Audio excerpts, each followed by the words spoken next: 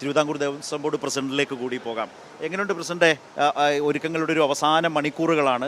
പൂർണ്ണ തൃപ്തനാണോ കാര്യങ്ങൾ അതിൻ്റെ ഒരു ക്രമീകരണങ്ങളിൽ? പിന്നെ ക്രമീകരണങ്ങളൊക്കെ നന്നായി സംഘടിപ്പിച്ചിരിക്കുന്നു. പിന്നെ ഏതാണ്ട് ഭക്തജനങ്ങളൊക്കെ ഡെലിഗേറ്റ്സുകളൊക്കെ എത്തിത്തുടങ്ങി. ശബരിമലയിലേക്ക് തന്നെ ഇപ്പോൾ ഇന്ന് ദർശനത്തിന് വേണ്ടി എത്തി.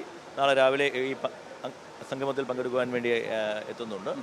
വളരെ നന്നായി കാര്യങ്ങൾ നടക്കുമെന്ന് തന്നെ വിചാരിക്കുന്നത്. ഇതൊരു ശബരിമലയുടെ അടിസ്ഥാന വികസനത്തിന് ചരിത്രത്തിൽ ഇടം നേടുന്ന ഒരു സംഗമമായി ഇത് മാറും. ശബരിമലയുടെ ഭാവികാല വികസനത്തെ സംബന്ധിച്ച ഒരു അടിസ്ഥാന രേഖയായി ഈ മാസ്റ്റർ പ്ലാൻ നാളത്തെ ചർച്ച മാറും എന്നാണോ വിചാരിക്കുന്നത്? തീർച്ചയായിട്ടും. അതായത് എത്രയോ കാലമായി ശബരിമല മാസ്റ്റർ പ്ലാൻ ചർച്ച ചെയ്യപ്പെട്ടുകൊണ്ടിരിക്കുന്നു. മാറി വരുന്ന എത്രയോ സർക്കാരുകൾ ചർച്ച ചെയ്തിട്ടുണ്ട്. പക്ഷേ എങ്ങും എത്തിയിട്ടില്ല.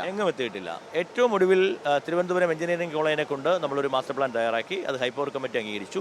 അത് സർക്കാർ അംഗീകരിച്ചു 4 മാസങ്ങൾക്ക് മുമ്പ്. അപ്പോഴാണ് ഞങ്ങൾ ഈ ആഗോള അയ്യപ്പ സംഗമം ഞങ്ങൾ തീരുമാനിക്കുന്നത്. അപ്പോൾ സ്വാഭാവികമായും വിദേശങ്ങളിൽ നിന്നും സ്വദേശങ്ങളിൽ ഇന്ത്യയുടെ വിവിധ ഭാഗങ്ങളിൽ നിന്ന് വരുന്ന ഭക്തജനങ്ങളുടെ പ്രശ്നങ്ങൾ കേൾക്കുവാനാണ് ഞങ്ങൾ സംഘടിപ്പിച്ചത്.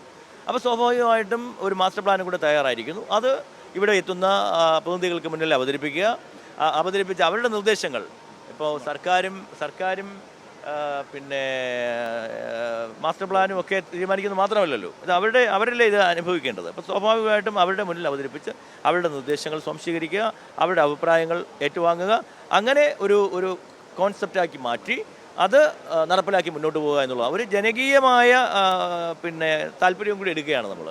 കാരണം ആരാണോ ഇവിടെ വരുന്നത് അവരുടെ താല്പര്യം കൂടി നമ്മൾ കണക്കിലെടുക്കണമല്ലോ. അപ്പം അതൊരു ചർച്ചയാക്കി മാറ്റി, അതൊരു കോൺസെപ്റ്റാക്കി മാറ്റി അത് നടപ്പിലാക്കി മുന്നോട്ട് പോവുക എന്നുള്ളതാണ് ദേവസ്വം ബോർഡ് ഉദ്ദേശിക്കുന്നത്.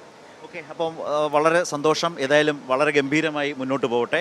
ഇപ്പോൾ ദേവസ്വം ബോർഡ് പ്രസിഡന്റാണ് നമ്മൾ സംസാരിച്ചത്, നേരത്തെ മന്ത്രിക്ക് പിന്നാലെ എന്നുള്ളത് കൂടിയുണ്ട്. ഏറ്റവും പ്രധാനപ്പെട്ട കാര്യം ഇതിനകത്ത് ഈ പറഞ്ഞതുപോലെ മാസ്റ്റർ പ്ലാൻ വളരെ സമഗ്രമായി തയ്യാറാക്കിയിട്ടുള്ളതാണ്. ആ മാസ്റ്റർ പ്ലാനിൽ നിന്നുകൊണ്ട് കൂടുതൽ നിർദ്ദേശങ്ങൾ അയ്യപ്പ ഭക്തരിൽ നിന്ന് സമാഹരിക്കുക.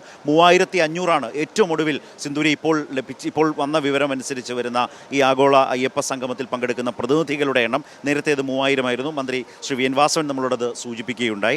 അങ്ങനെ പ്രതിനിധികളുടെ, കാരണം 5000-ഓളം പേരാണ് താല്പര്യം കാട്ടിക്കൊണ്ട് അപേക്ഷിച്ചിരുന്നത്. അതിൽ നിന്നാണ് 3500 പേരെ തിരഞ്ഞെടുത്തത്. അവർക്ക് മുമ്പാകെയാണ് ഈ മാസ്റ്റർ പ്ലാൻ വെക്കുക. ആ മാസ്റ്റർ പ്ലാനിൽ വിപുലമായ ചർച്ച നടക്കും. അയ്യപ്പ ഭക്തരുടെ അഭിപ്രായങ്ങൾ കൂടി കേൾക്കും. അതനുസരിച്ച് ക്രോഡീകരിക്കുന്ന വിവരങ്ങൾ ഇവിടെ തന്നെ നാളെ ഈ ആഗോള അയ്യപ്പ സംഗമം സമാപിക്കുന്നത് ആ നിർദ്ദേശങ്ങളെല്ലാം ദേവസ്വം മന്ത്രി ആ ചർച്ചകളിൽ ഉയരുന്ന നിർദ്ദേശങ്ങളൊക്കെ തന്നെ അവതരിപ്പിച്ചുകൊണ്ട് ആ മാസ്റ്റർ പ്ലാനെ കുറെ കൂടി മൂർത്തമായ രൂപത്തിലേക്ക് മാറ്റുന്നു.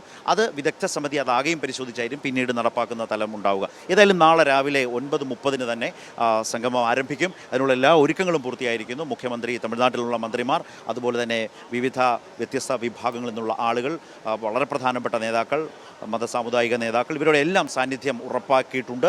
അതുപോലെ തന്നെ പ്രതിനിധികളുടെ വരവും ആരംഭിച്ചിരിക്കുന്നു. അതാണ് പമ്പയിൽ നിന്ന് ഈ പ്രധാന വേദിയിൽ നിന്ന് നൽകാൻ കഴിയുന്ന വളരെ സുപ്രധാനമായ, വളരെ പ്രധാനപ്പെട്ട ചില വിവരങ്ങൾ.